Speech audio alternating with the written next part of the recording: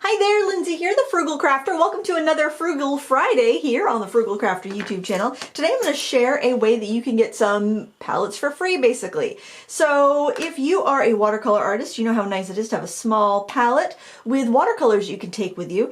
And I was decluttering my makeup the other day, and I thought, I bet these little pans would be great for just like adding another color into a palette I already have. Like, for instance, I got this palette here. You've got this space down the middle. It might not be big enough for like a regular watercolor half pan, but I could put little pans like that down there if I just wanted to throw some extra colors. Or the palettes themselves, actually, if you want to just clean them out, leave them intact, make wonderful little travel palettes. So this had a mirror here that I just took out, and I've got room for paints there. I could put some in there, or I could put a little sponge. I could spray paint the outside of the palette white so that I have a white mixing area, but I wouldn't have to worry about mixing on a spray painted surface if it might not be as durable, especially on plastic. But I'm going to show you how to take the pans out of one of these palettes. So if you have, if you wear makeup, you use up an eyeshadow palette, or maybe you use up the colors you like, and then you've got ones you'll never use, and you might just toss it. Well, before you do that, take a tool or something, scrape out the remaining powder, then take an old toothbrush and scrub it. And I actually fill a sink with hot soapy water, and I put the palettes right in there after I've scraped out the majority of the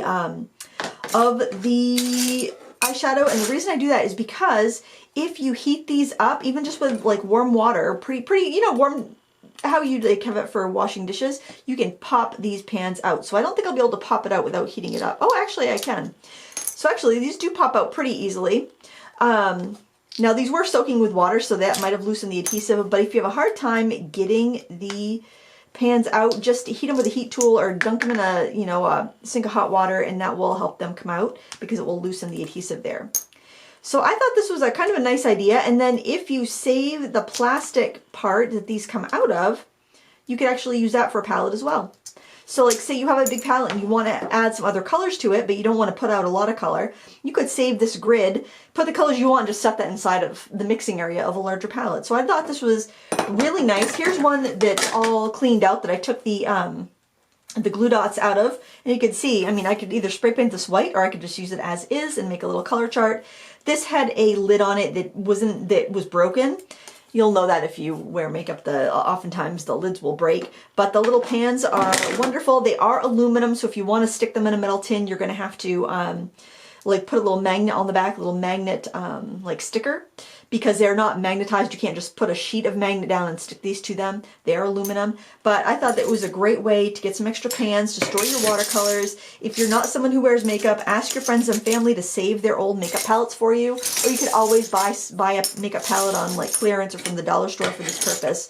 But often I think if you ask around, you're going to find plenty of people that will just save these for you when they're done. Here, I didn't even bother scraping the glue out because there's so little of it that I think that'll be fine. I could just put my paint in there. This would go perfect with a little sketchbook. I would probably maybe just stick a piece of paper over the front, or if I'm putting it on my sketchbook, I could clip it to my sketchbook, and if I saw white underneath it, that'd be perfect for mixing. Really, these are wonderful. They're free if you are a makeup wearer and you're just going to throw them away anyway. And I'd like to keep things out of the landfill and also save some money in my art budget for other stuff. So hope you found this helpful. A little palette knife's really going to be helpful. I didn't find anything that worked as well as one of these little blunt palette knives for removing the pans, but anything. You could probably use an X-Acto knife. Just be careful because those are sharp, whereas palette knives are blunt. But they pop those out really easily. Now you might have to go for different sides. Like you might notice one side you can fit your knife in, but not the other side. So just if one side doesn't work, just try to go to the other side and see if it'll fit. Like it won't slide in there, but it will slide in here. It probably will slide in on that side. Maybe not. Maybe I gotta stick with that original side.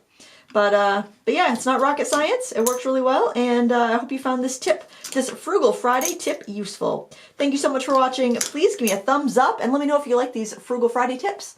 Have a great day. Until next time, happy crafting.